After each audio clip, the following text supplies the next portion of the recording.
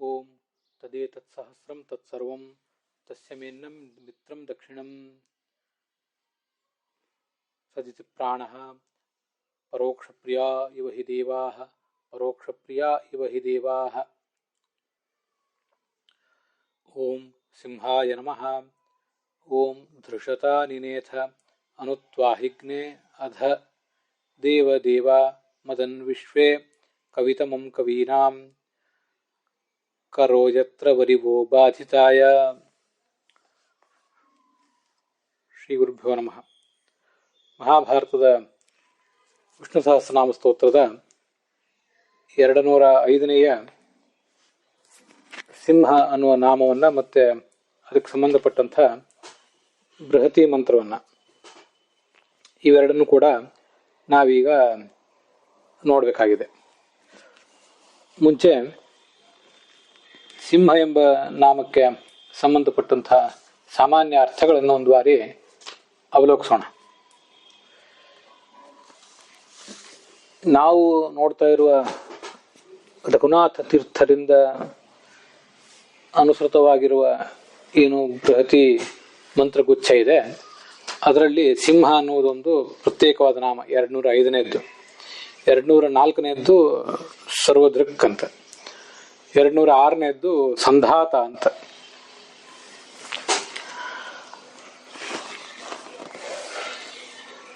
ಭಗವಂತ ಆಚಾರ್ಯರು ಅವರ ದೃಷ್ಟಿಯಲ್ಲಿ ಸರ್ವದೃಕ್ ಸಿಂಹ ಅನ್ನುವುದು 202ನೇದ್ದು. ಮುಂದೆ ಸಂಧಾತ ಅನ್ನುವುದು 203ನೇದ್ದು.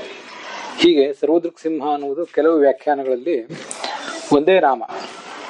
ಸಿಂಹ ಅಂದ್ರೆ ಸರ್ವಶ್ರೇಷ್ಠ, ಸರ್ವದೃಕ್ ಅಂದ್ರೆ ಎಲ್ಲವನ್ನೂ ಕಾಣಬಲ್ಲಂಥವನು, ಎಲ್ಲವನ್ನೂ ಕಾಣಬಲ್ಲ ಸರ್ವಜ್ಞ ಮತ್ತು ಸರ್ವಶ್ರೇಷ್ಠ ಅನ್ನೋ ಅರ್ಥವನ್ನು ಸರ್ವದೃಕ್ ಸಿಂಹ ಅನ್ನೋ ನಾಮಕ್ಕೆ ಅವ್ರು ಹೇಳ್ತಾರೆ. ಸಿಂಹ ಅನ್ನುವುದನ್ನು ಪ್ರತ್ಯೇಕವಾಗಿ ಪರಿಗಣಿಸಿದಾಗ ಸಿಂಹ ಅಂದ್ರೆ ಪ್ರಳಯ ಕಾಲದಲ್ಲಿ ಎಲ್ಲವನ್ನೂ ನಾಶಪಡಿಸುವವನು,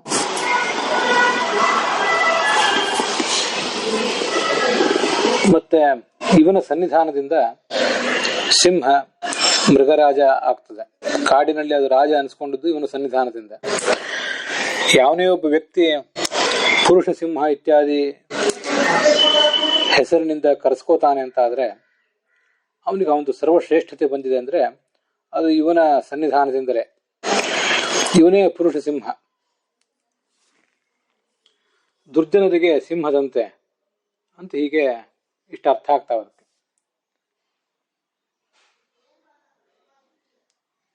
ಇನ್ನು ಮುಂದೆ ಒಂದು 488, 89, 90 ಅಲ್ಲಿ ಮತ್ತೊಂದು ಸಿಂಹ ಅಂತ ನಾಮ ಬರೋದಿದೆ. ಹೆಚ್ಚಿನ ಅರ್ಥಗಳನ್ನ ಅಲ್ಲಿ ನಾವು ನೋಡೋಣ. ಈ ಪ್ರಕೃತ ಬೃಹತಿ ಮಂತ್ರಕ್ಕೆ ಸಂಬಂಧಪಟ್ಟಂತೆ ಸಿಂಹ ಅಂದ್ರೆ ಶತ್ರುಗಳನ್ನು ಸದೆ ಬಡಿಯುವವನು ಮತ್ತೆ ಸರ್ವಜ್ಞ.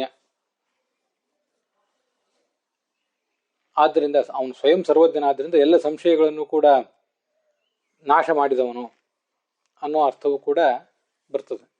ಅಹಿಘ್ನ ಅಂತ ಶಬ್ದ ಇದೆ ಆ ಮಂತ್ರದಲ್ಲಿ. ಅಹಿ ಅಂದ್ರೆ ಎಲ್ಲ ಸಂಶಯಗಳು, ಆ ಸಂಶಯಗಳನ್ನು ಪರಿಹರಿಸುವವನು.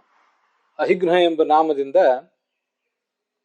ಬೃಹತಿ ಮಂತ್ರ ಸಿಂಹ ಎಂಬ ವಿಷ್ಣು ಸಹಸ್ರನಾಮ ಸ್ತೋತ್ರದ ಮಂತ್ರ ನಾಮವನ್ನು ವ್ಯಾಖ್ಯಾನ ಮಾಡಿದೆ.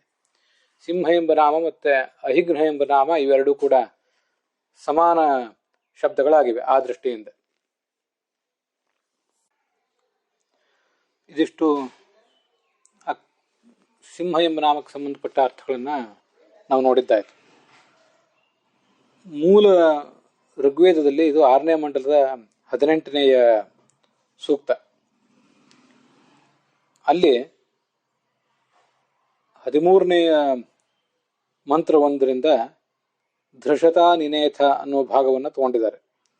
14ನೇಯ ಮಂತ್ರ ಅನುತ್ವಾಹಿಗ್ನೆ ಅಂತ ಪ್ರಾರಂಭ ಆಗ್ತದೆ. ಜನಾಯ ತನ್ವೇ ಗೃಣಾನಃ ಅಂತ ಮತ್ತೊಂದು 14ನೇ ಮಂತ್ರ ಕೊನೆಗೊಳ್ತದೆ. ಅಲ್ಲಿ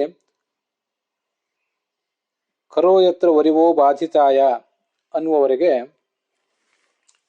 ಈ ಋಗ್ವೇದದ ಮಂತ್ರವನ್ನ ಕತ್ತರಿಸಿ ಪ್ರಕೃತ ನಾಮವನ್ನ ಪ್ರಕೃತ ಮಂತ್ರವನ್ನ ಹೆಣೆದಿದ್ದಾರೆ. ಹೀಗೆ 13ನೇ ಮತ್ತು 14ನೇ ಮಂತ್ರಗಳ ಒಂದು ಸಂಗಮ ಇದು, ಈ ಬೃಹತಿ ಮಂತ್ರ ನಾವೀಗ ಇಲ್ಲಿ ನೋಡ್ತಾ ಇರೋದು. ಧೃಷತಾ ನಿನೇಥ ಅನ್ನೋ ಶಬ್ದಕ್ಕೆ ಸಾಯಣಾಚಾರ್ಯ ಹೇಳಿರುವ ಅರ್ಥ ಧೃಷತ, ಶತ್ರುಗಳನ್ನು ಸದೆ ಬಡಿಯಬಲ್ಲ ವಜ್ರಾಯುಧ ಅಂತ. ನಿನೇಥ, ನಿನ್ನ ಭಕ್ತನನ್ನ ನೀನು ಆಪತ್ತಿನಿಂದ ಮೇಲೆತ್ತಿದ್ದಿ. ಮುಂದೆ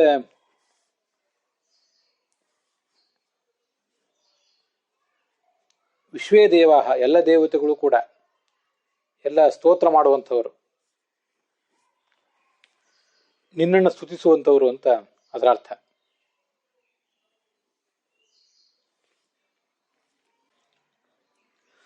ಅಹಿಘ್ನೆ ಅಂತ ಶಬ್ದ, ಅದಕ್ಕೆ ಸಾಯಣಾಚಾರ್ಯರು ಮತ್ತು ರಘುನಾಥ ತೀರ್ಥರು ಮಾಡಿರುವ ವ್ಯಾಖ್ಯಾನ ಒಂದೇ ಇದೆ. ಮೋಡಗಳನ್ನ ತಟ್ಟಬೇಕು, ತಟ್ಟಿ ಅವುಗಳನ್ನ ಸಂಘರ್ಷಕ್ಕೆ ಒಳಪಡಿಸಿ ಮುಂದೆ ಮಳೆ ಬರೆಸಬೇಕು, ಅದು ಇಂದ್ರನ ಕಾರ್ಯ. ಅಹಿ ಅಂದ್ರೆ ಮೋಡಗಳು, ಅವುಗಳ ಹನನ, ಮೋಡಗಳಲ್ಲಿ ಸಂಘರ್ಷ ಆದರೆ ಆಗ ಮಳೆ ಆಗ್ತದೆ. ಅದಕ್ಕಾಗಿ ಎಲ್ಲ ದೇವತೆಗಳು ಕೂಡ ನಿನ್ನನ್ನ, ದೇವತೆಗಳು ಮತ್ತೆ ಸ್ತೋತ್ರ ಮಾಡುವಂತಹ ಭಕ್ತರೆಲ್ಲ ನಿನ್ನನ್ನ ಸ್ತುತಿಸ್ತಾರೆ. ನೀನು ಎಲ್ಲ ಮೇಧಾವಿಗಳ ನಡುವೆ ಅತ್ಯಂತ ಶ್ರೇಷ್ಠನಾದ ಮೇಧಾವಿ.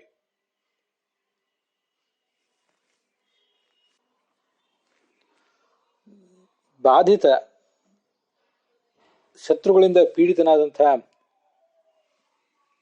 ಭಕ್ತರಿಗೆ, ನಿನ್ನ ಭಕ್ತರಿಗೆ ಅಥವಾ ಸ್ವರ್ಗಲೋಕದ ನಿವಾಸಿಗಳಿಗೆ ನೀನು ಸಂಪತ್ತನ್ನು ಕೊಟ್ಟಿದ್ದೆ. ಅವರ ಪೀಡೆಯನ್ನೆಲ್ಲ ಪರಿಹರಿಸಿ ನೀನು ಸಂತೋಷವನ್ನು ಕೊಟ್ಟಿದ್ದೆ, ಸಂಪತ್ತನ್ನು ಕೂಡ ಕೊಟ್ಟಿದ್ದೆ. ಮೂಲ ಮಂತ್ರಕ್ಕೆ ವ್ಯಾಖ್ಯಾನ ಮಾಡಿದಂಥ ಸಾಯಣಾಚಾರ್ಯರ ಅಭಿಪ್ರಾಯ ಇಷ್ಟು. ಮೂಲ ಮಂತ್ರಗಳಿಗೆ ವ್ಯಾಖ್ಯಾನ ಮಾಡಿದ ಮತ್ತೊಬ್ಬರು ವ್ಯಾಖ್ಯಾನಕಾರರು ಭಗವಂತಾಚಾರ್ಯರು. ಅವ್ರ ದೃಷ್ಟಿಯಲ್ಲಿ ಸರ್ವದೃಕ್ ಸಿಂಹ ಅನ್ನೋದು ಒಂದೇ ನಾಮ. ಅದಕ್ಕೆ ಸಂಬಂಧಪಟ್ಟಂತಹ ಬೃಹತಿ ಮಂತ್ರ ನಮಸ್ತಿನ ಪ್ರತಿಷ್ಠಿ ಪುರುಮಾಯಸ್ಯ ಸಹ್ಯೋಹ ಪ್ರತತ್ತೆ ಅದ್ಯಾಕರಣಂ ಕೃತಂ ಭೂತ್ ಕುತ್ಸಂ ಯದಾಯು ಮತಿಥಿಗ್ವಮಸ್ಮೈ ಅಂತ. ಈ ಜಗತ್ತಿನಲ್ಲಿ ಭಗವಂತ ತನ್ನ ಭಕ್ತರನ್ನ ಪ್ರಖ್ಯಾತಿಗೆ ಒಳಪಡಿಸ್ತಾನೆ. ಸರ್ವಂ ದರ್ಶಯತಿ ಲೋಕೆ, ಜಗತ್ತಿನಲ್ಲಿ ಎಲ್ಲರನ್ನೂ ಪ್ರಖ್ಯಾತರನ್ನಾಗಿ ಮಾಡ್ತಾನೆ. ಮತ್ತೆ ಅವನು ಸ್ವಯಂ ಸಿಂಹ, ಸರ್ವಶ್ರೇಷ್ಠ. ಇಷ್ಟ ಅರ್ಥವನ್ನ ಅವ್ರು ಹೇಳ್ತಾರೆ.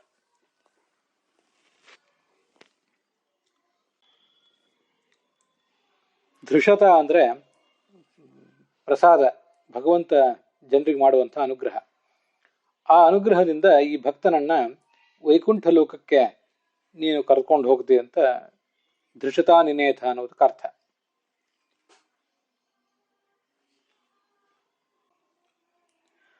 ಮುಂದಿನ ಶಬ್ದಗಳು ಹೀಗೆ ಅರ್ಥ ಹೇಳ್ತಾರೆ ಅವರು.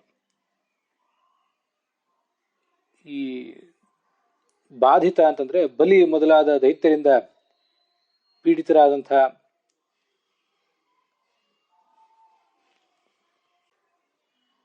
ಇಂದ್ರಾದಿ ದೇವತೆಗಳಿಗೆ ನೀನು ರಕ್ಷಣೆ ಕೊಟ್ಟಿದ್ದಿ. ಅಹಿಘ್ನ ಅಂದ್ರೆ ಅಹಿ ಎಂಬ ದೈತ್ಯನನ್ನ ಸಂಹರಿಸಿದಂಥ ಇಂದ್ರ.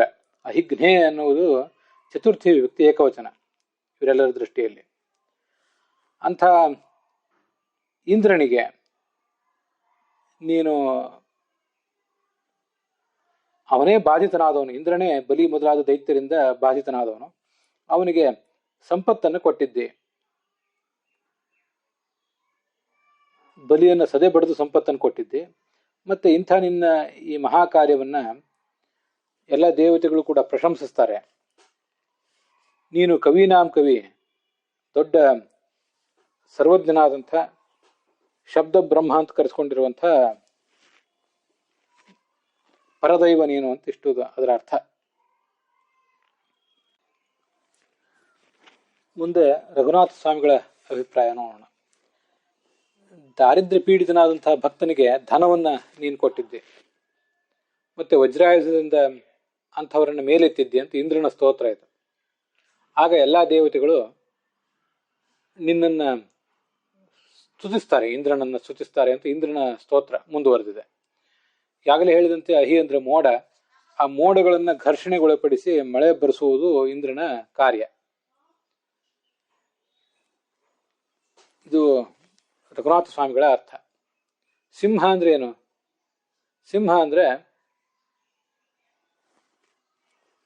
ಮೋಡವನ್ನ ಘರ್ಷಣೆಗೊಳಪಡಿಸಿ ಮಳೆ ಬರಿಸುವ ದೇವತೆ ಅಂತ ಅರ್ಥ. ಸಿಂಹ ಅನ್ನುವಲ್ಲಿ ಸಿ ಅಂತಿದೆ. ಸಿ ಎನ್ನುವುದು ಶಿಚಕ್ಷರಣೆ ಅನ್ನೋ ಧಾತುವಿನಿಂದ ಬಂದದ್ದು. ಅದಕ್ಕೆ ಸಿಂಪಡಿಸುವುದು ಅಂತ ಅರ್ಥ. ನೀರನ್ನ ಜಗತ್ತಿಗೆ ಕೊಡುವಂಥದ್ದು ಈ ಮೋಡ. ಅದಕ್ಕಾದ್ರಿಂದ ಸಿ ಅಂತ ಹೇಳ್ತಾರೆ. ಸಿಹಿ ಇದು ಇಕಾರಾಂತವಾದ ಶಬ್ದ. ಶಿಚಕ್ಷರಣೆ ಅನ್ನೋ ಧಾತುವಿನಿಂದ ಬಂದದ್ದು. ಅದನ್ನ ಸಂಘರ್ಷಕ್ಕೆ ಒಳಪಡಿಸ್ತಾನೆ, ಹನನ ಮಾಡ್ತಾನೆ. ಮೋಡವನ್ನು ಹನನ ಮಾಡಿ ಸಂಘರ್ಷಕ್ಕೊಳಪಡಿಸಿ ಮುಂದೆ ಮಳೆ ಬರೆಸುವವನು ಅಂತ ಅರ್ಥ. ಹೀಗೆ ಹಂತಿ ಇತಿ ಸಿಂಹ, ಇದು ರಘುನಾಥ ಸ್ವಾಮಿಗಳು ಕೊಡುವಂಥ ಅರ್ಥ. ಸಿಂಹ ಅನ್ನೋ ಶಬ್ದವೂ ಕೂಡ ಮೋಡವನ್ನು ಸಂಘರ್ಷಕ್ಕೊಳಪಡಿಸಿ ಮಳೆ ಬರೆಸುವವನು ಅನ್ನೋ ಅರ್ಥವನ್ನು ಹೇಳ್ತದೆ. ಹಾಗೆ ಇಲ್ಲಿ ಈ ಪ್ರಕೃತ ಮಂತ್ರದಲ್ಲಿ ಬೃಹತಿ ಮಂತ್ರ ಕೂಡ ಅಹಿಘ್ನ ಎಂಬ ಶಬ್ದದಿಂದ ಅದೇ ಅರ್ಥವನ್ನ ಹೇಳ್ತದೆ.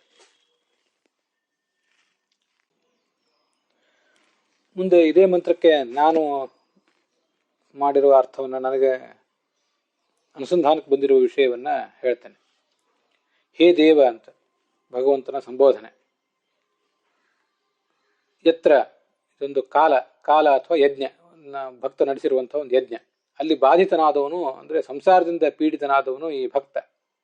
ಅವನಿಗೆ ವರಿವಹ ಅಂದ್ರೆ ಧನವನ್ನ, ಜ್ಞಾನಧನವನ್ನ ನೀನು ಕೊಟ್ಟಿದ್ದಿ. ಮತ್ತು ಅಧ ಅಂದ್ರೆ ಮತ್ತು ಕೂಡ. ಧೃಷತ ಅತ್ಯಂತ ಶ್ರೇಷ್ಠವಾದದ್ದು, ಪ್ರಗಲ್ಭ ಅನ್ನೋ ಅರ್ಥವನ್ನ ಭಗವಂತಾಚಾರ್ಯ ಬರೆದಿದ್ದಾರೆ, ಅದನ್ನೇ ಇಟ್ಕೊಂಡಿದ್ದೇನೆ. ಅಂಥ ಪ್ರಗಲ್ಭವಾದ ಪ್ರಸಾದದಿಂದ, ಪ್ರಸಾದ ಅಂದ್ರೆ ಅನುಗ್ರಹ, ಭಕ್ತನಿಗೆ ಅವನ ಸಾಧನೆಯಿಂದ ಪ್ರೀತನಾದಂತಹ ನೀನು ಶ್ರೇಷ್ಠವಾದಂತಹ ಅನುಗ್ರಹ ಮಾಡಿದ್ದೆ ಅಂತ ಅರ್ಥ. ಆ ಭಕ್ತನನ್ನ ಶ್ರೇಷ್ಠವಾದ ಅನುಗ್ರಹದ ಮೂಲಕ ಮೇಲೆತ್ತಿದ್ದೆ, ಸಂಸಾರ ಸಾಗರದಿಂದ ಮೇಲೆತ್ತಿದ್ದೆ. ಅಂಥ ಒಂದು ಕಾಲದಲ್ಲಿ, ಅದು ಆ ಕಾಲ ಅಹಿಘ್ನವಾದ ಕಾಲ. ಅಹಿಘ್ನವಾದ ಕಾಲ ಅಂದ್ರೆ ಏನರ್ಥ? ಅಹಿ ಅಂದ್ರೆ ಸಂಶಯಗಳು. ಹಿಂದೆ ಅದನ್ನ ಬೃಹತಿ ಸಹಸ್ರದ ಆರಂಭದಲ್ಲಿ ಅನೇಕ ಕಡೆ ನೋಡಿದ್ದೇವೆ. ಅಂಥ ನಮ್ಮ ಎಲ್ಲ ಸಂಶಯಗಳನ್ನು ಪರಿಹರಿಸುವಂಥ ಕಾಲ ಅದು. ಅದ್ಯಾವ ಕಾಲ ಅಂದ್ರೆ, ಛಿದ್ಯಂತೆ ಸರ್ವ ಸಂಶಯಾ ಭಿದ್ಯತೆ ಹೃದಯ ಗ್ರಂಥಿ ಕ್ಷೀಯಂತೆ ಚಾಸ್ಯ ಕರ್ಮಾಣಿ ತಸ್ಮಿನ್ ದೃಷ್ಟೇ ಪರಾವರೆ ಅಂತ ಉಪನಿಷತ್ ಹೇಳುವಂತೆ, ಭಗವಂತನನ್ನ ನೋಡುವ ಕಾಲ, ಸಾಕ್ಷಾತ್ಕರಿಸಿಕೊಳ್ಳುವ ಕಾಲ. ಆ ಕಾಲದಲ್ಲಿ ನಮ್ಮೆಲ್ಲ ಸಂಶಯಗಳು ಪರಿಹಾರ ಕಾಣ್ತವೆ, ನಮ್ಮ ಕರ್ಮಗಳು ಕ್ಷೀಣ ಆಗಿ ಹೋಗ್ತವೆ ಅಂತ ಸ್ತೋತ್ರ ಮಾಡಿದ್ದಾರೆ. ಆದ್ರಿಂದ ಅಹಿಘ್ನೆ ಅನ್ನುವುದು ನನ್ನ ದೃಷ್ಟಿಯಲ್ಲಿ ಸಪ್ತಮಿ ವಿಭಕ್ತಿ ಏಕವಚನದ ರೂಪ. ಹೀಗೆ ಸಂಶಯವನ್ನು ಪರಿಹರಿಸುವ ಕಾಲ ಅಂತ ಅದರ ಅರ್ಥ.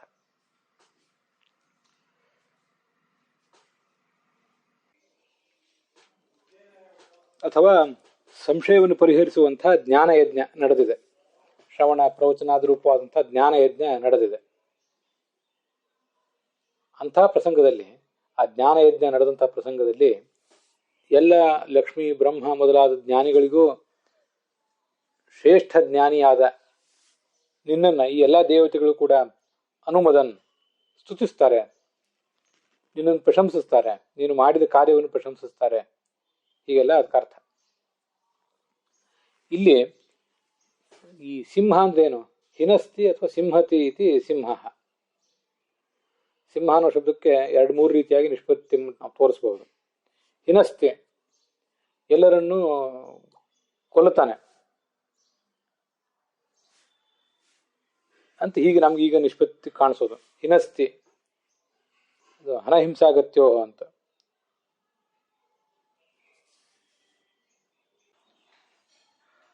ಹಿಸಿ ಹಿಂಸಾಯಾಮ್ ಅಂತ ಒಂದು ಧಾತು. ಅದಕ್ಕನುಗುಣವಾಗಿ ಹಿಂಸತಿ ಅಥವಾ ಹಿನಸ್ತಿ ಎಲ್ಲ ಪ್ರಾಣಿಗಳನ್ನು ಹಿಂಸೆಗೆ ಒಳಪಡಿಸುವಂಥದ್ದು ಅಂತ ಅರ್ಥ. ಹಾಗಾಗಿ ಅದು ಹಿಂಸ ಆಗಬೇಕಾಗಿತ್ತು. ಅದು ಆ ಅಕ್ಷರಗಳು ಆ ಕಡೆ ಈ ಕಡೆ ಆಗಿ ಸಿಂಹ ಅಂತಾಗಿದೆ. ಸಿಂಹೋ ವರ್ಣ ವಿಪರ್ಯಾತ್ ಅಂತ ವ್ಯಾಕರಣದಲ್ಲೇ ವಾಚಸ್ಪತ್ಯ ಕೋಶ ಮೊದಲಾದ ವಾಚಸ್ಪತ್ಯ ಕೋಶದಲ್ಲಿ ಈ ವ್ಯಾಕರಣದ ಒಂದು ನಿಯಮವನ್ನು ಉದ್ಧರಿಸಿ ಹೀಗೆ ವ್ಯಾಖ್ಯಾನ ಮಾಡ್ತಾರೆ. ಮತ್ತೂ ಒಂದು ರೀತಿಯಾದ ವ್ಯಾಖ್ಯಾನವೂ ಇದೆ.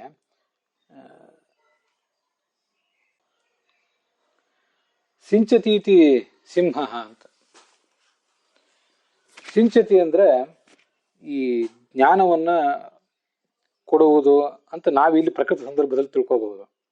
ಭಗವಂತ ಸಿಂಹ ಯಾಕಂದ್ರೆ ಜ್ಞಾನವನ್ನು ನಮಗೆಲ್ರಿಗೂ ಸಿಂಪಡಿಸ್ತಾನೆ, ಜ್ಞಾನಾಮೃತವನ್ನು ನಮ್ಮ ಮೇಲೆ ಸಿಂಪಡಿಸ್ತಾನೆ ಅಂತ. ಮೂಲ ಸಿಂಹ ತನ್ನ ಪರಾಕ್ರಮವನ್ನು ಎಲ್ಲರ ಮೇಲೆ ಸಿಂಪಡಿಸ್ತದೆ, ಪರಾಕ್ರಮವನ್ನು ಎಲ್ಲ ಕಡೆ ಅದು ಹರಡುತ್ತದೆ, ತೋರ್ಪಡಿಸ್ತದೆ. ಅದಕ್ಕಾಗಿ ಅದಕ್ಕೆ ಸಿಂಹ ಅಂತಾರೆ. ಹೀಗೆ ಸಿಂಚತೀತಿ ಸಿಂಹ, ಅಲ್ಲಿ ಹ ಅಂತ ಪ್ರತ್ಯಯ ಬಂದಿದೆ. ಇನ್ನೂ ಒಂದು ವ್ಯಾಖ್ಯಾನ ಇದೆ, ಸಿಂಹತೀತಿ ಸಿಂಹ ಅಂತ. ಸಿಹಿ ಹಿಂಸಾಯಾಮ್ ಅಂತ ಒಂದು ಧಾತು ಇತ್ತು. ಈಗ ಹಿಸಿ ಹಿಂಸಾಯಾಮ್ ಅಂತ ಹೇಗೆ ಧಾತು ಇದೆ, ಮೊದಲು ಹಕಾರ ಆಮೇಲೆ ಸಕಾರ, ಹಾಗೆ ಮೊದಲು ಸಕಾರ ಆಮೇಲೆ ಹಕಾರವನ್ನು ಒಳಗೊಂಡಂತ ಒಂದು ಧಾತುವು ಕೂಡ ಇದೆ ಅಂತ ಕೇಳಿ ಬರ್ತದೆ. ಆದ್ರಿಂದ ಸಿಂಹತೀತಿ ಸಿಂಹ ಅಂತನೂ ಒಂದು ವ್ಯಾಖ್ಯಾನ ಹಿಂದಿನ ಜ್ಞಾನಿಗಳು ಮಾಡಿದ್ದಾರೆ. ಹಾಗೊಂದು ಧಾತು ಇತ್ತು ಹಿಂದೆ, ಈಗಿಲ್ಲ ಅಂತ. ಆದ್ರಿಂದ ಸಿಹಿ ಹಿಂಸಾಯಂ ಧಾತು ಇಟ್ಕೊಂಡ್ರೆ ಆ ಮೂಲಕ ನೇರವಾಗಿ ಸಿಂಹ ಅಂತಾನೆ ಮೊದಲು ಸಕಾರ ಆಮೇಲೆ ಹಕಾರವನ್ನು ಒಳಗೊಂಡಿರುವಂತಹ ಶಬ್ದವೇ ನಿಷ್ಪನ್ನ ಆಗಿಬಿಡ್ತದೆ. ಆಚಾರ್ಯರು ಐತರೇಯ ಉಪನಿಷತ್ತು ಭಾಷ್ಯ ಒಂದು ಪ್ರಸಂಗದಲ್ಲಿ ಸಿಂಹ ಅಂದ್ರೆ ಸಹತೆ ಇತಿ ಸಿಂಹ, ಎಲ್ಲವನ್ನು ಸಹಿಸಿಕೊಳ್ಳಬಲ್ಲದು, ಬೇರೆ ಪ್ರಾಣಿಗಳ ಪರಾಕ್ರಮವನ್ನೆಲ್ಲ ಸಹಿಸಿಕೊಳ್ಳಬಲ್ಲದು. ಆದ್ರಿಂದ ಸಿಂಹ ಅನ್ನೋ ಶಬ್ದ ನಿಷ್ಪತ್ತಿ ತೋರಿಸಿದ್ದಾರೆ. ಸಹಿಸಿಕೊಳ್ಳಬಲ್ಲದು ಅಂತ ಆದ್ಮೇಲೆ ಅದು ಸಹ ಅಂತ ಆಗ್ಬೇಕಾಗಿತ್ತು, ಸಿಂಹ ಹೇಗಾಯ್ತು ಅಂದ್ರೆ ಅಲ್ಲಿ ತೃತೀಯ ಅತಿಶಯ, ಅಕಾರ ಇದ್ದದ್ದು ಇಕಾರವಾಗಿ ಬದಲಾವಣೆ ಹೊಂದದ್ದು ಇನ್ನು ಹೆಚ್ಚಿನ ಸಹನೆಯನ್ನು ಅದು ತೋರ್ಪಡಿಸ್ತದೆ ಅನ್ನೋ ಕಾರಣಕ್ಕಾಗಿ ಅಂತ ಅರ್ಥ ಹೇಳ್ತಾರೆ. ಆದ್ರಿಂದ ಅದು ಸಿಂಹ.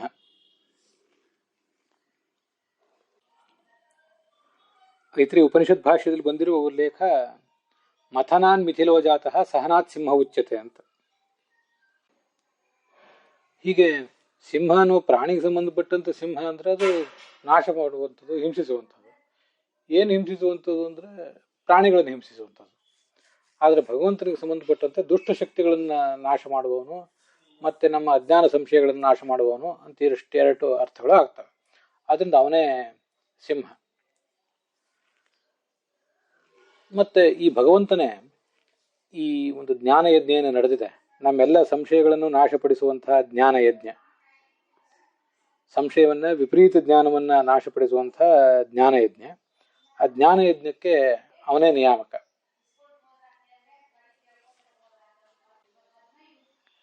ಅವನೇ ಅಂತರ್ಯಾಮಿ ಕೂಡ. ಅಂತರ್ಯಾಮಿ ಇದು ಯಜ್ಞಾದೇಹೇ ವಿಷ್ಣು. ಮತ್ತೆ ಆ ಸರ್ವ ಸಂಶಯಗಳನ್ನು ವಿಪರೀತ ಜ್ಞಾನವನ್ನು ಬಗೆಹರಿಸುವಂತಹ ಒಂದು ಅಪರೋಕ್ಷ ಜ್ಞಾನ ಕಾಲ ಏನಿದೆಯಲ್ಲ ಉಪನಿಷತ್ತಲ್ಲಿ ವರ್ಣಿತವಾದ್ದು, ಭಿದ್ಯತೆ ಹೃದಯ ಗ್ರಂಥಿ ಛಿದ್ಯಂತೆ ಸರ್ವ ಸಂಶಯ ಅಂತ ಹೇಳಿದ ಕಾಲ, ಆ ಕಾಲಕ್ಕೂ ಕೂಡ ಅವನೇ ನಿಯಾಮಕ. ಕಾಲ ನಿಯಾಮಕನಾದ ಭಗವಂತನೇ ನರಸಿಂಹ ಅಥವಾ ರುದ್ರದೇಹಸ್ಥೋ ಹರಿಃಕಾಲ ಇತಿ ಇರಿತಃ ಅಂತ ಭಾಗವತ ತಾತ್ಪರ್ಯದಲ್ಲಿ ಹೇಳ್ತಾರೆ. ರುದ್ರನ ದೇಹದಲ್ಲಿರುವಂತಹ ಭಗವಂತನನ್ನೇ, ನರಸಿಂಹರೂಪಿ ಭಗವಂತನನ್ನೇ ಕಾಲ ಅಂತ ಹೇಳ್ತಾರೆ. ಅದರಿಂದ ಅಪರೋಕ್ಷ ಜ್ಞಾನಕ್ಕೂ, ಸರ್ವ ಸಂಶಯಗಳನ್ನು ಪರಿಹರಿಸುವಂತಹ ಅಪರೋಕ್ಷ ಜ್ಞಾನಕ್ಕೂ ಮತ್ತೆ ಈ ಜ್ಞಾನ ಯಜ್ಞಕ್ಕೂ ಎರಡಕ್ಕೂ ಅವನೇ ನಿಯಾಮಕ. ಆದ್ರಿಂದ ಅಹಿಘ್ನೆ ಸಂಶಯವನ್ನು ಬಗೆಹರಿಸುವ ಅಪರೋಕ್ಷ ಜ್ಞಾನ ಕಾಲ, ಅಥವಾ ಸಂಶಯವನ್ನು ಪರಿಹರಿಸುವಂತಹ ವಿಪರೀತ ಜ್ಞಾನವನ್ನು ಪರಿಹರಿಸುವಂತಹ ಈ ಜ್ಞಾನ ಯಜ್ಞ, ಹೀಗೆ ಸಪ್ತಮಿ ವಿಭಕ್ತಿ ತಗೊಂಡಿದ್ದೀವಿ. ಆ ಜ್ಞಾನ ಯಜ್ಞ ನಡೆದಾಗ ಎಲ್ಲ ದೇವತೆಗಳು ನಿನ್ನನ್ನು ಸ್ತುತಿಸ್ತಾರೆ ಅಂತ. ಆ ಕಾಲಕ್ಕೂ ಯಜ್ಞಕ್ಕೂ ನಿಯಾಮಕನಾದ್ರಿಂದ ಭಗವಂತನನ್ನೇ ಆ ಹಿಗ್ನ ಎಂಬ ಶಬ್ದವು ಕೂಡ ಹೇಳ್ತದೆ. ಸಿಂಹ ಎಂಬ ಶಬ್ದವು ಅದನ್ನೇ ಹೇಳ್ತದೆ.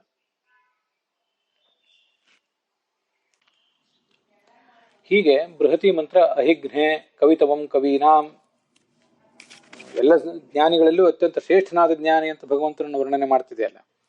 ಆದ್ರಿಂದ ಅವನೇ ಸಂಶಯ ಪರಿಹಾರ ಮಾಡುವವನು. ಅವನ ಅನುಗ್ರಹದಿಂದಲೇ ಸಂಶಯ ವಿಪರೀತ ಜ್ಞಾನಗಳೆಲ್ಲ ಪರಿಹಾರ ಕಾಣಬೇಕು. ಅವನೇ ಸಿಂಹ ಈ ದೃಷ್ಟಿಯಿಂದ. ಹೀಗೆ ಬೃಹತಿ ಮಂತ್ರಕ್ಕೂ ಮತ್ತೆ ಸಿಂಹ ಎಂಬ ನಾಮಕ್ಕೂ ಇರುವ ಸಂಬಂಧ. ಅದಲ್ಲದೆ ದೇವ ಅಂತ ಇಲ್ಲಿ ಶಬ್ದ ಇದೆಯಲ್ಲ, ದೇವ ಎಂಬ ಶಬ್ದ ಮತ್ತೆ ಸಿಂಹ ಎಂಬ ಶಬ್ದ, ದೇವ ಎಂಬ ಶಬ್ದ ಬೃಹತಿ ಮಂತ್ರದಲ್ಲಿದೆ, ಸಿಂಹ ಎಂಬ ಶಬ್ದ ವಿಷ್ಣು ಸಹಸ್ರನಾಮದಲ್ಲಿದೆ. ಅವು ಎರಡಕ್ಕೂ ಸಂಬಂಧ ಇದೆ ಅಂತ ಹೇಳಬಹುದು. ಹೇಗೆಂದ್ರೆ ದಿವು ಅನ್ನೋ ಧಾತು, ಅದರಿಂದ ಬಂದದ್ದು ದೇವ ಎಂಬ ಶಬ್ದ. ಕ್ರೀಡಾ, ವಿಜಿಗೀಷ, ದ್ಯುತಿ, ಸ್ತುತಿ, ಮೋದ ಈ ಎಲ್ಲ ಅರ್ಥಗಳು ಆ ದಿವು ಧಾತುವಿಗಿವೆ. ಗತಿ ಅಂತನೂ ಅರ್ಥ ಇದೆ. ದಿವು ಕ್ರೀಡಾ, ವಿಜಿಗೀಷ, ದ್ಯುತಿ, ಸ್ತುತಿ, ಮೋದ, ಮದ, ಸ್ವಪ್ನ, ಕಾಂತಿ, ಗತಿಷು ಅಂತ ಇಷ್ಟ ಅರ್ಥಗಳಿವೆ ಅದಕ್ಕೆ. ಆದ್ರಿಂದ ದಿವು ಎಂಬ ಶಬ್ದದಿಂದ ಹುಟ್ಟಿದಂತಹ ದೇವ ಎಂಬ ಶಬ್ದ ವಿಜಿಗೀಷ, ಎಲ್ಲರನ್ನ ಗೆಲ್ಲುವವನು ಅನ್ನೋ ಅರ್ಥವನ್ನ ತೋರಿಸಿಕೊಡ್ತದೆ. ಮತ್ತೆ ಗತಿ, ಗತಿ ಅಂದ್ರೆ ಗತ್ಯರ್ಥಕವಾದ ಧಾತುಗಳೆಲ್ಲ ಜ್ಞಾನಾರ್ಥಕ ಕೂಡ ಆಗಿವೆ ಅಂತ ಅನ್ನೋದು ಪ್ರಸಿದ್ಧವಾದ್ದೆ. ಅದನ್ನು ನಾವು ಪ್ರತ್ಯೇಕವಾಗಿ ಪ್ರತಿಯೊಂದು ಸಂದರ್ಭದಲ್ಲೂ ಹೇಳಬೇಕಾದ್ದೇನಿಲ್ಲ. ಹೀಗೆ ದೇವ ಅಂದ್ರೆ ಸರ್ವಜ್ಞ ಅಂತಾನೆ ಅರ್ಥ. ಮತ್ತೆ ದೇವ ಅಂದ್ರೆ ವಿಜಿಗೀಷ, ಎಲ್ಲರನ್ನು ಗೆಲ್ಲುವವನು ಅಂತ ಇನ್ನೊಂದು ಅರ್ಥ, ಗೆಲ್ಲುವ ಸಾಮರ್ಥ್ಯ ಇದ್ದವನು. ಸಿಂಹ ಎಂಬ ಶಬ್ದವು ಕೂಡ ಅದನ್ನೇ ಹೇಳ್ತದೆ. ಮೃಗರಾಜ, ಎಲ್ಲ ಪ್ರಾಣಿಗಳನ್ನು ಗೆಲ್ಲಬಲ್ಲಂತಹ ಶಕ್ತಿಶಾಲಿಯಾದ ನಾಯಕ ಅನ್ನೋ ಅರ್ಥವನ್ನೇ ಸಿಂಹ ಶಬ್ದ ಹೇಳ್ತದೆ. ದೇವ ಶಬ್ದವು ಕೂಡ ವಿಜಿಗೀಷ ಎಂಬ ಅರ್ಥವನ್ನು ಹೇಳುವ ಮೂಲಕ ಎಲ್ಲರನ್ನು ಗೆಲ್ಲುತ್ತಾನೆ ಅನ್ನುವುದನ್ನೇ ತಿಳಿಸ್ತದೆ. ಇದು ಹೀಗೆ ದೇವ ಶಬ್ದಕ್ಕೂ ಮತ್ತು ಸಿಂಹ ಶಬ್ದಕ್ಕೂ ಮತ್ತೊಂದು ಸಮಾನವಾದ ಅರ್ಥ, ಎರಡನೇ ಸಂಬಂಧ ಇದು ಬೃಹತಿ ಮಂತ್ರಕ್ಕೂ ಮತ್ತೆ ನಾಮಕ್ಕೂ. ಹಾಗಾದ್ರೆ ಒಟ್ಟು ಭಾವಾರ್ಥ ಏನಾಯ್ತು ಅಂದ್ರೆ, ಭಗವಂತನೇ ನೀನು ಭವದಲ್ಲಿ ಬಳಲಿದಂತಹ ಸಾಧಕನಿಗೆ ಜ್ಞಾನಧನವನ್ನು ಕರುಣಿಸ್ತಿ ಮತ್ತು ಅವನಿಗೆ ನೀನು ನಿನ್ನ ಉತ್ತಮ ಅನುಗ್ರಹ ಮಾಡಿ ಸಂಸಾರ ಸಾಗರದಿಂದ ಮೇಲೆತ್ತಿ ಸಾಧಕರ ಸಕಲ ಸಂಶಯಗಳನ್ನು ಪರಿಹರಿಸುವಂತಹ ಆ ಅಪರೋಕ್ಷ ಜ್ಞಾನ ಕಾಲದಲ್ಲಿ, ಸಂಸಾರದಿಂದ ಅವರನ್ನು ಮೇಲೆತ್ತುವ ಕಾಲದಲ್ಲಿ, ಅಥವಾ ಈ ಜ್ಞಾನ ಯಜ್ಞದ ಕಾಲದಲ್ಲಿ ಎಲ್ಲ ಜ್ಞಾನಿಗಳಿಗೂ ಮುಖ್ಯನಾದಂತಹ ನಿನ್ನನ್ನ ದೇವತೆಗಳೆಲ್ಲರೂ ಕೂಡ ಅಭಿನಂದಿಸ್ತಾರೆ, ನಿನ್ನನ್ನ ಸ್ತುತಿಸ್ತಾರೆ ಅಂತ ಅದರ ತಾತ್ಪರ್ಯ.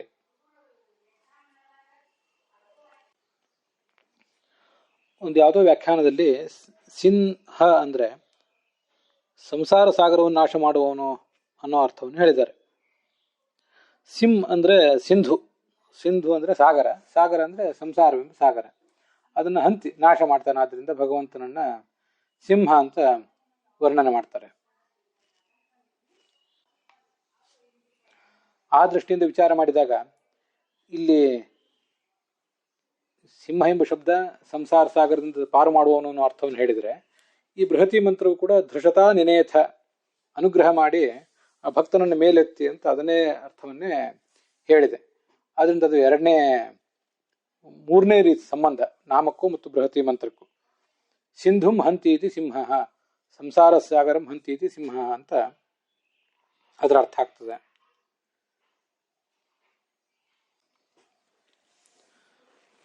ಕರ್ಮ ನಿರ್ಣಯದಲ್ಲಿ ಅಥವಾ ಖಂಡಾರ್ಥ ನಿರ್ಣಯದಲ್ಲಿ ಉದ್ಧೃತವಾದ ಒಂದು ಮಾಹಿತಿ ಇದೆ. ಭೂತಾದಿಭೂತೋಂಬು ನಿಧಾನ ಮಧ್ಯೆ ಭೂತ್ವಾ ಹರಿ ಸರ್ವಹರೋತಿ ನಾಮ್ನ ಅಗಾಧಮಂಭೋ ವಿದಧಾತಿ ಭಸ್ಮ ಯೋ ವಾಡವಾಗ್ನಿ ನೃಹರಿರ್ ವಿಚಿಂತ್ಯ ಅಂತ. ಈ ನರಸಿಂಹ ಸಮುದ್ರದ ಮಧ್ಯದಲ್ಲಿದ್ದು ಸಮುದ್ರದ ನೀರಿನ ರಾಶಿಯನ್ನ ಕರಗಿಸ್ತಾನೆ, ಭಸ್ಮವನ್ನಾಗಿ ಮಾಡ್ತಾನೆ. ಹೀಗೆ ಸಿಂಧುಮ್ ಅಂದ್ರೆ ಸಮುದ್ರದ ನೀರನ್ನ ಹಂತಿ ನಾಶ ಮಾಡುವನಾದ್ರಿಂದ ಅವನನ್ನೇ ವಡವಾಗ್ನಿಯ ರೂಪ, ಸಮುದ್ರದಾಳದಲ್ಲಿ ಏನು ವಡವಾಗ್ನಿ ಅಂತಿದೆ, ವಾಡವಾಗ್ನಿ ಅಂತಲೂ ಹೇಳ್ತಾರೆ, ಅದರಲ್ಲಿ ಅಂತರ್ಗತನಾದವನು ಈ ಭಗವಂತನೇ ಅಂತ ಅರ್ಥ. ಲಕ್ಷಾಲಂಕಾರದಲ್ಲಿ ಈ ಹಿಂಸತೀತಿ ಹಿಂಸಃ ಅಂತ ನಾವೇನು ಹಿಂದೆ ನೋಡಿದ್ವಿ, ಹಿಂಸ ಅಂತ ಆಗ್ಬೇಕಾಗಿದ್ದು ಸಿಂಹ ಅಂತ ವರ್ಣಗಳ ಪೂರ್ವಾಪರಿ ಭಾವ ಆಗಿದೆ ಅಂತ ನೋಡಿದ್ವಲ್ಲ, ಅದೇ ಅರ್ಥವನ್ನೇ ಹೇಳ್ತಾರೆ. ಅದನ್ನ ನಾವು ಹಿಂದೆ ನೋಡಿದ್ವಿ, ಆದ್ರಿಂದ ಈಗ ಮತ್ತೆ ಅದನ್ನು ವಿವರಿಸಬೇಕಾದ ಅಗತ್ಯ ಇಲ್ಲ. ಮುಂದೆ ಶಾಂಕರ ಭಾಷ್ಯದಲ್ಲಿ ಪರಾಶರ ಭಟ್ರ ವ್ಯಾಖ್ಯಾನದಲ್ಲಿ ಏನು ಅರ್ಥ ಹೇಳ್ತಾರೆ ಅಂತ ನೋಡೋಣ.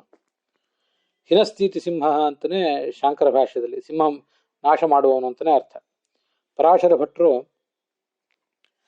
ನರ ಮತ್ತು ಸಿಂಹ ಇವೆರಡರ ರೂಪವನ್ನು ತಾಳುವವನು, ಶತ್ರುಗಳನ್ನು ನಾಶ ಮಾಡುವವನು, ಭಯಂಕರನಾದ ಸಿಂಹ ಸ್ವರೂಪ ಇಷ್ಟಾರ್ಥವನ್ನು ಹೇಳ್ತಾರೆ. ರಿಪುದ್ವಿಪಾನಾಂ ನಿಷ್ಪೇಷ ಭೀಷಣ ಸಿಂಹ ಉಚ್ಯತೆ. ಸತ್ಯಸಂಧ ಸ್ವಾಮಿಗಳ ವ್ಯಾಖ್ಯಾನದ ಪ್ರಕಾರ ಸಿಂಪಡಿಸುವವನು, ಮಳೆ ನೀರನ್ನು ನಮ್ಗೆ ಕೊಡುವವನು, ಆ ಅರ್ಥವನ್ನು ಹೇಳ್ತಾರೆ.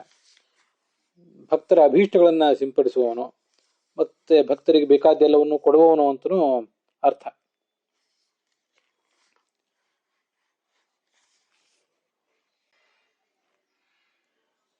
ಸಿಂಚತೀತಿ ಸಿಂಹ, ಭಕ್ತರ ಅಪೇಕ್ಷೆಗಳನ್ನು ಈಡೇರಿಸುವವನು. ಹಿನಸ್ತೀತಿ ಸಿಂಹ, ಇವೆರಡು ಅರ್ಥಗಳನ್ನು ನಾವೀಗಾಗಲೇ ನಾವು ನೋಡಿದ ಅರ್ಥಗಳು ಸತ್ಯಸಂಧ ಸ್ವಾಮಿಗಳ ವ್ಯಾಖ್ಯಾನದಲ್ಲೂ ಕೂಡ ಕಾಣಿಸ್ತವೆ. ಇವಿಷ್ಟು ಒಟ್ಟಾರೆ ಅರ್ಥಗಳು.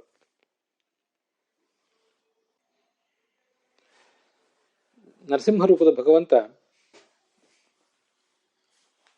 ನಮ್ಮ ಎಲ್ಲ ಅಜ್ಞಾನ ಮತ್ತು ವಿಪರೀತ ಜ್ಞಾನಗಳನ್ನು ಪರಿಹರಿಸುವಂಥವನು. ನರಸಿಂಹ ಅಖಿಲ ಅಜ್ಞಾನ ಮತಧ್ವಾಂತ ದಿವಾಕರ. ನರಸಿಂಹ ಒಂದು ಸೂರ್ಯನಿದ್ದಂತೆ ಎಲ್ಲ ನಮ್ಮ ಅಜ್ಞಾನದಿಂದ ಪ್ರೇರಿತವಾದ ಅಭಿಪ್ರಾಯಗಳೇನಿವೆ, ಸಿದ್ಧಾಂತಗಳೇನಿವೆ, ಅವುಗಳೆಲ್ಲವನ್ನು ನಾಶ ಮಾಡುವಂಥವನು, ಆ ಕತ್ತಲನ್ನು ನಾಶ ಮಾಡುವವನು ಅಂತ ಅವನನ್ನ ಸ್ತೋತ್ರ ಮಾಡ್ತಾರೆ ಆಚಾರ್ಯರು. ಸಂಸಾರದಲ್ಲಿ ನಾವೆಲ್ಲ ಪೀಡಿತರಾಗಿದ್ದೇವೆ. ಪೀಡಿತರಾದಂತಹ ನಮಗೆ ಅವನು ಜ್ಞಾನವನ್ನು ಕೊಟ್ಟು ಅಜ್ಞಾನ, ವಿಪರೀತ ಜ್ಞಾನ, ಸಂಶಯ ಇದನ್ನೆಲ್ಲವನ್ನು ಪರಿಹರಿಸಿ ಆ ಅಪರೋಕ್ಷ ಜ್ಞಾನ ಬಂದಾಗ ನಮ್ಮ ಕರ್ಮಗಳನ್ನೆಲ್ಲ ನಾಶಪಡಿಸ್ತಾನೆ, ಸಂಶಯವನ್ನು ಪರಿಹರಿಸ್ತಾನೆ.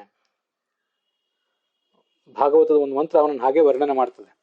ನಮೋ ಭಗವತೆ ನೃಸಿಂಹಾಯ ತೇಜಸ್ತೇಜಸ ಆವಿರ್ಭವ ವಜ್ರದಂಶ ಕರ್ಮಾಶಯಾನ್ ರಂಧಯ ರಂಧಯ ಅಂತ.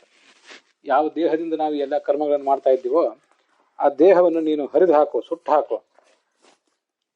ನಮ್ಮನ್ನು ಸಂಸಾರದಲ್ಲಿ ಸಿಲುಕಿಸುವ ಕರ್ಮಗಳನ್ನು ಮಾಡಲಿಕ್ಕೆ ಬೇಕಾದ ದೇಹವೇ ನಮಗೆ ಇಲ್ಲದಂತಾಗಲಿ, ಬಂಧಕವಾದ ದೇಹವೇ ನಮಗಿಲ್ಲದೇ ಇದ್ದಂತಾಗಲಿ ಅಂತ ಆ ಮಂತ್ರದ ಅರ್ಥ. ತಮೋಗ್ರಸ ಸ್ವಾಹ, ನಮ್ಮ ಕತ್ತಲನ್ನು ನುಂಗುಬಾ, ಅಜ್ಞಾನದ ಕತ್ತಲನ್ನ ಅಂತ. ನಾವು ಯಾವತ್ತೂ ಕೂಡ ಶ್ರವಣ ಮನನ ಇತ್ಯಾದಿ ರೂಪವಾದಂಥ ಈ ಜ್ಞಾನ ಕಾರ್ಯವನ್ನು ಮಾಡುವಂತಾಗಲಿ, ಅದರಿಂದ ನಮ್ಮ ಸಂಶಯಗಳು ಮತ್ತೆ ವಿಪರೀತ ಜ್ಞಾನಗಳು ಪರಿಹಾರ ಆಗುವಂತಾಗಲಿ ಅನ್ನೋದು ಕೂಡ ಆ ಬೃಹತಿ ಮಂತ್ರದಲ್ಲಿದೆ. ಹೀಗೆ ನಮ್ಮ ಸಾಧನದಲ್ಲಿ ಬಹಳ ಮಹತ್ವದ ಒಂದು ಮಂತ್ರ ಅದು. ನಮ್ಮನ್ನು ಮೇಲೆತ್ತಾನೆ ಭಗವಂತ, ಜ್ಞಾನವನ್ನು ಕೊಟ್ಟು ಅಜ್ಞಾನ ವಿಪರೀತ ಜ್ಞಾನಗಳನ್ನು ಕಳೀತಾನೆ, ಮತ್ತೆ ನಮ್ಮ ಶತ್ರುಗಳನ್ನು ಸದೆಬಡಿತಾನೆ, ಕಾಮಕ್ರೋಧಾದಿಗಳನ್ನು. ಮತ್ತೊಮ್ಮೆ ಈ ಕರ್ಮಗಳನ್ನು ಮಾಡ್ಲಿಕ್ಕಾಗದಿರುವಂತೆ ನಮ್ಮ ಶರೀರವನ್ನೇ ಸುಟ್ಟು ಹಾಕ್ತಾನೆ, ನಮ್ಮ ಈ ಭೌತ ಶರೀರವನ್ನೇ ಅವನು ಸುಟ್ಟು ಹಾಕ್ತಾನೆ. ಒಟ್ಟಾರೆ ಆ ಸಂಸಾರ ಎಂಬ ಸಾಗರವನ್ನೇ ಅವನು ಒಣಗಿಸಿ ಹಾಕ್ತಾನೆ. ಇಷ್ಟು ಆ ಮಂತ್ರದ ಮತ್ತು ನಾಮದ ಅಭಿಪ್ರಾಯ.